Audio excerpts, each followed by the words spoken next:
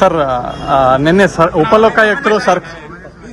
ಉಪಲೋಕಾಯುಕ್ತರು ಸರ್ಕಾರದ 63% ಅನ್ನುವಂಥ ಆರೋಪವನ್ನು ಮಾಡಿದ್ರು ಸರ್.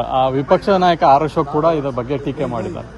ಅವ್ರಿಗೆ ಅಶೋಕ್, ಈಗ ನಾನು ಇಲ್ಲಿಗೆ ಬಂದಿರೋದು ನಮ್ಮ ಸರ್ಕಾರ ಎಲ್ಲ ಉದ್ಯೋಗ ಮಾಡೋರಿಗೆ ಪ್ರತ್ಯೇಕವಾದಂಥ ಗೌರವ ಕೊಡಬೇಕು. ಅವರ ಎಲ್ಲ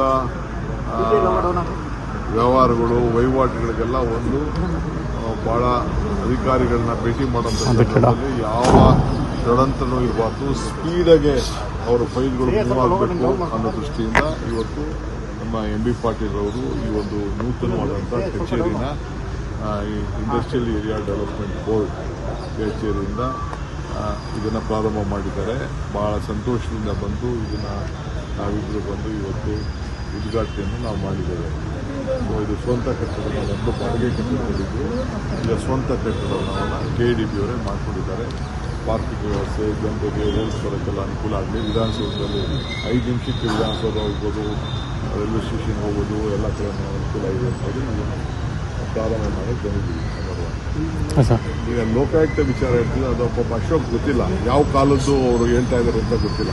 ಫಸ್ಟ್ ಅವರು ರಿಪೋರ್ಟು ಯಾವ ಕಾಲದ್ದು ಏನು ಕೊಟ್ಟಿದ್ದಾರೆ ಅಂತ ಫಸ್ಟ್ ಅವ್ರು ಓದ್ಕೊಳ್ಳಿ, ಆಮೇಲೆ ನಾವು ನಾನು ಸತೀಶ್ ಯಾರು ಕೊಲೀಗ್ಸ್ ರೀ. ಮಧ್ಯಾಹ್ನ ಕ್ಯಾಬಿನೆಟ್ ಇರ್ತೀವಿ, ರಾತ್ರಿ ಊಟಕ್ಕೆ ಸೇರ್ತೀವಿ, ಬೆಳಿಗ್ಗೆ ತಿಂಡಿಗೆ ಸೇರ್ತೀವಿ, ಇವೆಲ್ಲ ಇದೇ ಇರ್ತದೆ. ಈಗ ನಾನು ಎಂ ಬಿ ಪಾಟೀಲ್ 1 ಗಂಟೆ ರಾಜ್ಯದಕ್ಕೆ ಯಾವ ರೀತಿ ಇನ್ವೆಸ್ಟರ್ಸ್ನ ಕರಿಬೇಕು, ಏನು ಮಾಡಬೇಕು, ಆಂಧ್ರ ಯಾವ ರೀತಿ ನಮಗೆ ಕಾಂಪಿಟೇಷನ್ ಬರ್ತಾ ಇದೆ, ತಮಿಳುನಾಡು ಯಾವ ರೀತಿ ಬರ್ತಾ ಇದೆ, ತೆಲಂಗಾಣ ನಾಡಿದ್ದು ಒಂದು ದೊಡ್ಡ ಕಾರ್ಯಕ್ರಮ ಮಾಡ್ತಿದೆ, ನಾವು ಹೆಂಗೆ ಕಾಂಪೀಟ್ ಮಾಡಬೇಕು, ನಾವು ಗ್ಲೋಬಲ್ ಲೆವೆಲಲ್ಲಿ ಹೆಂಗೆ ಕಾಂಪೀಟ್ ಮಾಡಬೇಕು, ಅದನ್ನು ನಾವು ಚರ್ಚೆ ಮಾಡ್ತಾ ಇದ್ದೀವಿ. ನಮ್ಮ ರಾಜ್ಯದ ಹಿತಕ್ಕೆ ಖಂಡಿತ ನಾನು ಸತೀಶ್ ಸೇರಿದ್ದೀಗ ಎಲ್ಲ ರಾತ್ರಿ ಯಾವುದೋ ಒಂದು ಮದುವೆಯಲ್ಲಿ ನಾವೆಲ್ಲ ಸೇರ್ಕೊಂಡು ಕೆಲವು ವಿಚಾರಗಳು ರಾಜ್ಯದ ಪಕ್ಷದ ವಿಚಾರ ಮಾತಾಡ್ತಾ ಇರ್ತೀವಿ. ಇವೆಲ್ಲ ಕೊಲೀಗ್ಸ್, ಏನು ನಮ್ಮ ವೈರಿಗಳ ಥರ ಲೆಕ್ಕ ಆಗ್ತಾ ಇದ್ದೀರಲ್ಲ ನೀವು? ಆಗಲ್ಲ ಸರ್, ಕುತೂಹಲ ಇರುತ್ತಲ್ಲ ಅಂತ ಸರ್. ಏನು ಕೂದಲ ಏನಿಲ್ಲ. ಪಾಲಿಟಿಕ್ಸಲ್ಲಿ ಬಾಂಧವ್ಯ, ನೆಂಟಸ್ತನ, ಸ್ನೇಹ ಎಲ್ಲ ಇದ್ದೇ ಇರ್ತದೆ. ದೆಹಲಿಗೆ ಸರ್ವಪಕ್ಷ ನಿಯೋಗ ಹೋಗೋದು ದಿನಾಂಕ ಏನು ಬದಲಾಯ್ತಾ ಸರ್? ಇಲ್ಲ, ಇನ್ನು ಮಾತಾಡಬೇಕು. ಅವರು ಬೇರೆ ನಮ್ಮ ಸೆಂಟ್ರಲ್ ಮಿನಿಸ್ಟರ್ಸ್ ಎಲ್ಲ ಭಾಳ ಬ್ಯುಸಿ ಇದ್ದಾರೆ ಅಂತ ಹೇಳಿದ್ರು. ಅದಕ್ಕೆ 8ನೇ ತಾರೀಕು ನಾವು ಮುಂದಕ್ಕೆ ಹಾಕಿದ್ದೀವಿ.